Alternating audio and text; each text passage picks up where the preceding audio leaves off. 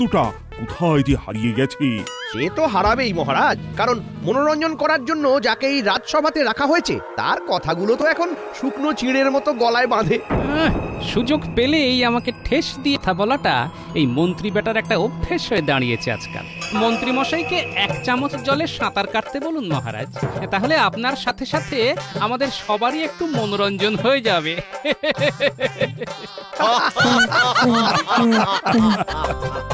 গোপাল, সত্যি তুমি না?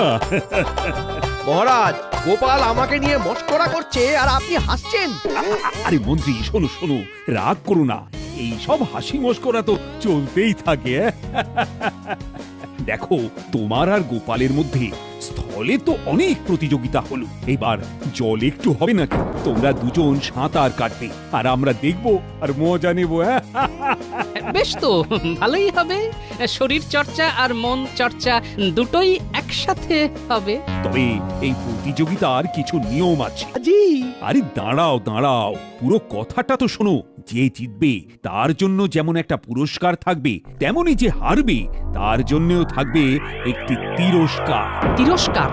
কি তিরস্কার? হ্যাঁ, যে হারবে তাকে সারা গায়ে আলকাতরা মেখে বাড়ি ফিরতে হবে। আমি জিতবো, তার মানে গোপাল হারবে আর সারা গায়ে আলকাতরা মাখবে। মহারাজ, আমি রাজি। বেশ, আমিও রাজি। তাহলে কালই এই প্রতিযোগিতার আয়োজন করা যাক, কি বলো?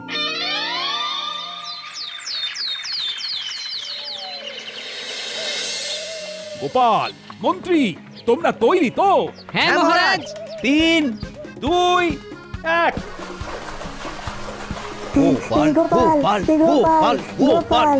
মন্ত্রী মশাই, মন্ত্রী মশাই, মন্ত্রী মশাই, মন্ত্রী মশাই, মন্ত্রী মশাই। গোপাল দাদু, গোপাল দাদু, গোপাল দাদু, গোপাল দাদু, গোপাল দাদু, গোপাল দাদু।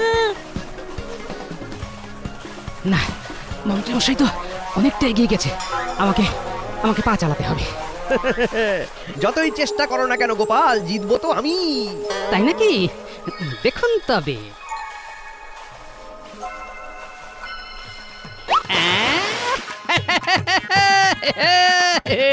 কি মন্ত্রী মশাই, আপনার ধুতির কাঁচা তো খুলে গেছে। আগে নিজের ধুতি সামলান, নইলে যে মান মর্যাদার আর কিছু বাকি থাকবে না। আরে এটা তুমি কি করলে? হ্যাঁ, তুমি আমার ধুতির কাঁচা খুলে দিলে। আমি চললাম মন্ত্রী মশাই, এইবার আপনি আপনার ধুতি সামলান। এই গোপাল, এই গোপাল, দাঁড়াও দাঁড়াও বলছি, দাঁড়াও গোপাল, গোপাল, কাজটা কিন্তু তুমি ঠিক করলে না। কিরে ঘটা, মন্ত্রীমশাই হঠাৎ মাঝ জলে থেমে গেল কেন? গোপাল তো দিকে সাঁতরে প্রায় পার করেই ফেললো। গোপাল দাদু, গোপাল দাদু, গোপাল দাদু, গোপাল দাদু। গোপাল দাদু জিতে গেছে, গোপাল। তিরস্কারটা না হয় অন্য কিছু দিয়ে হবে।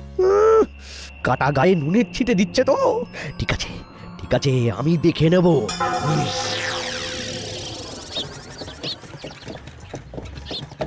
আহ, কতদিন পর একটা লম্বা ছুটি।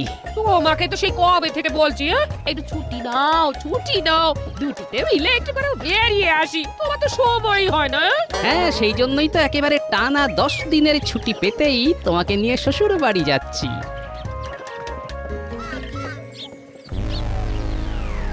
আমাকে আমাকে অপমান? হ্যাঁ, এই কৃষ্ণনগরের মন্ত্রীকে অপমান? দেখে নেব, দেখে নেব এই গোপালকে, দেখে নেব আমি। মন্ত্রী মশাই, গোপালকে একেবারে ওই সলিল সমাধি দিয়ে দিন। হ্যাঁ, সমাধি? এই না না না না না, এটা ঠিক হবে না, বুঝলি? আরে মন্ত্রীমশাই, আমরা সত্যি সত্যি আসল গোপালকে সমাধি দিতে বলছি নাকি? এই এই তোরা কি বলতে চাইছিস? একটু খোলসা করে বলতো দেখি।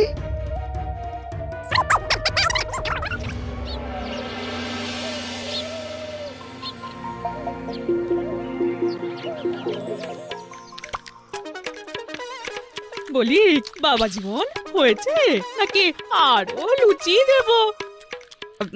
না না, দিয়ে যান, থামবেন না। এতদিন পর শ্বশুর বাড়িতে এসেছি, মাত্র 52টা লুচি খেলে আপনার রান্নার অপমান করা হবে, তাই না? আপনি এত সুন্দর রান্না করেন। যান মা, আরো লুচি নিয়ে আসুন। বাবা, আনছি আনছি।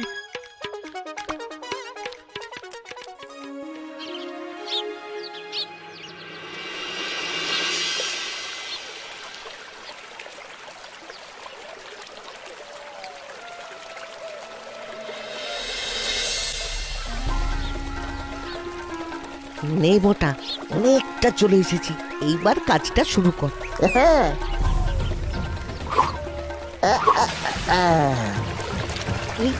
এই তো হয়ে গেছে, চলে আয়, চলে আয় মোটা, চলে আয়। কয়েকদিন আমি এখান থেকেই যাতায়াত করি। হ্যাঁ? এই যাতায়াত করবে মানে এখান থেকে রাজসভায় যাবে আবার আসবে? হ্যাঁ? আমার একমাত্র গিন্নির জন্য এইটুকু আমি তো করতেই পারি গিন্নি। হ্যাঁ? এই দূর কি যে বলো। আমি যে এখানে ভুঁড়ি ভোজ করার জন্য প্রতিদিন এখানে আসতে চাইছি সেটা গিন্নি তবে বুঝতে পারিনি। ভালোই হলো।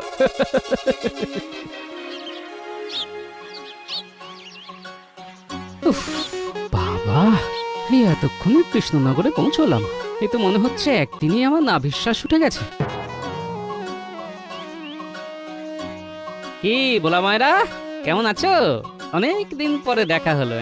হ্যাঁ, বলছিলাম ওই পান্তুয়া হবে নাকি? গোপাল, ভূত, ভূত, গোপালের ভূত।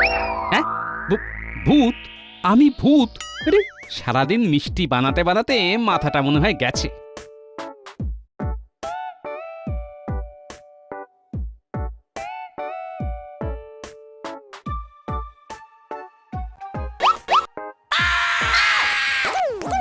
আরে কি হলোটা কি? সবাই এমন ভাবে আমাকে দেখেই পালিয়ে যাচ্ছে কেন? আমি ভূত নাকি? ধুর। গোপাল, তুমি কোথায় চলে গেলে গোপাল? কোথায় চলে গেলে? আমার যে তোমাকে না দেখতে পেয়ে ভালো লাগছে না। মহারাজ, মহারাজ, সর্বনাশ হয়ে গেছে। কি হয়েছে? গোপাল আসছে। কি বলছো? গোপাল কিভাবে আসবে? আর সে তো মারা গেছে। থুরি, থুরি, গোপালের ভূত, গোপালের ভূত আসছে। কি? গোপালের ভূত আসছে? ওহ, কি উল্টো পাল্টা বলছো? উল্টো পাল্টা নয় মহারাজ, আমি নিজের চোখে দেখেছি। রাজ্যের সবাই ওকে দেখেছে। কি বলছো? গোপালের ভূত? ওই দেখুন মহারাজ, ওই দেখুন, ওই দূর থেকে দেখা যাচ্ছে গোপাল আসছে। ও মা গো, এই তো সত্যি সত্যি গোপাল আসছে। গোপাল নয় মহারাজ, গোপাল নয়, ওটা গোপালের ভূত। তার দাঁড়িয়ে দেখছো কি? যাও যাও, শিগগিরই যাও আর সদর দরজাটা আটকাও। আরে গোপালের ভূত যেন কোনোভাবেই এই রাজবাড়িতে প্রবেশ করতে না পারে। সে কি কাণ্ড! রাজবাড়ির সদর দরজা বন্ধ, কিন্তু রাজবাড়ির সদর দরজা তো দেখি তো। এই কে আছো? হ্যাঁ, দরজা খোলো, আমি গোপাল, আমি ভিতরে প্রবেশ করব। ওরে বাবা, গোপালের ভূত আবার ডাকছে। কিন্তু ভূত হয়েও গোপালের মনে হয় খাওয়া দাওয়াটা কমেনি, আরো মনে হচ্ছে ফুলে ফেপে উঠেছে। গোপাল যা পেটুক, হয়তো এখন আস্ত আস্ত মানুষ চিবিয়ে খাচ্ছে। ওরে বাবা গো!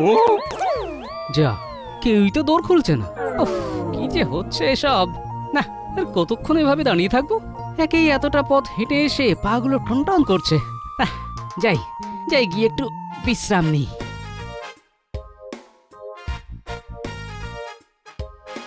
উফ বাবা, আর পারছি না।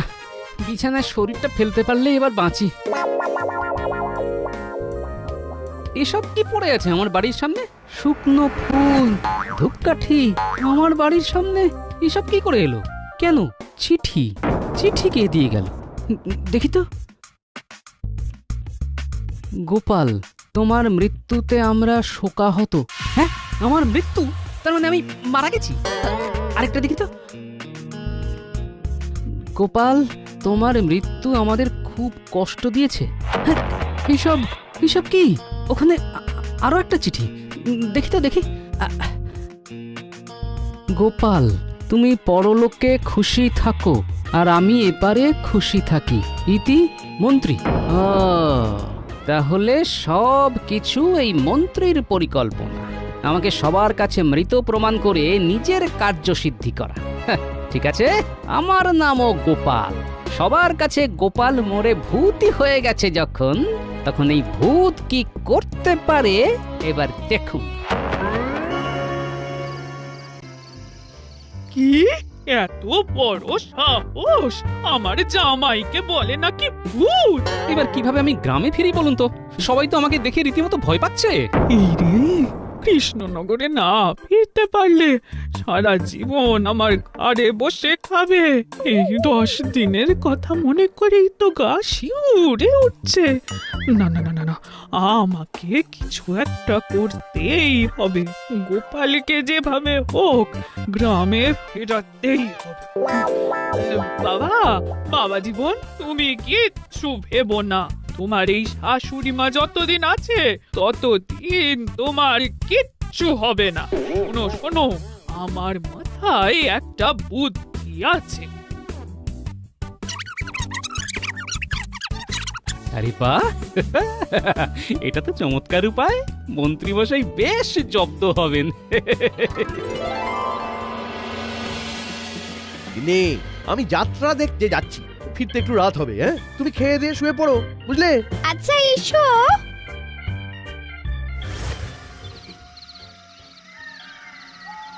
প্রেত লোকে চলুন, যেতে হবে তো। না না না না, না, না, আমি আমি আমি আমি কোথাও যাব না, কোথাও যাব না। চলে যাও, চলে যাও, চলে যাও তুমি এখান থেকে, চলে যাও। যেতে তো আপনাকে হবেই মন্ত্রী মশাই, কারণ আপনিই তো আমাকে প্রেত লোকে পাঠিয়ে দিয়েছেন। প্রেত লোকে? প্রেত লোকে তুমি কিভাবে গেলে? তুমি তো মারাই যাওনি। সত্যি কি আমি মারা যাইনি? হ্যাঁ, সত্যি তো তুমি মারা যাওনি। আমি আমি সবাইকে মিথ্যে বলেছিলাম। ছেড়ে দাও আমায় গোপাল, আমার ভুল হয়ে গেছে, আমাকে ছেড়ে দাও, ছেড়ে দাও আমায়, আমায় ছেড়ে দাও গোপাল। ছাড়তে পারি একটা শর্তে। যেই শর্ত দেবে আমি সব মেনে নেব। তুমি শুধু আমাকে প্রেতলোকে নিয়ে যেও না। গোটা রাজ্যবাসী আর মহারাজের সামনে আপনাকে সত্যিটা বলতে হবে। যদি সেটা করেন তাহলেই আপনি প্রাণে বাঁচবেন, নইলে বলবো সব সত্যি বলবো, সব সত্যি বলবো, সব সত্যি বলবো মহারাজ। কি বলছো কি মন্ত্রী? গোপাল মারা যায়নি? আর তুমি আমাদের মিথ্যে কথা বলেছিলে। হ্যাঁ মহারাজ, গোপাল মারা যায়নি। তার মানে গোপাল ভাঁড়ের নৌকা ডুবিয়েছে। গোপাল কোথায়? কোথায় গোপাল? সেটা তো আমি জানি না মহারাজ। উফ, গোপালকে যদি না পাই না মন্ত্রী, তবে তোমাকে আমি শুলে চড়াবো। তার আর প্রয়োজন হবে না মহারাজ, আমি চলে এসেছি। গোপাল? গোপাল, গোপাল তুমি ফিরে এসেছো? হ্যাঁ মহারাজ, একেবারে সজ্ঞানে সশরীরে। এসো গোপাল, এসো আমার বুকে এসো। ছোটবেলা থেকেই শুনে এসেছি, মৃত্যুর আগে যদি কেউ মৃত্যুর খবর রটিয়ে দেয় তবে তার আয়ু নাকি আরো বৃদ্ধি পায়। মন্ত্রীমশাই আমার চরম শত্রু হয়েও আমার পরম মিত্রের মতো একটা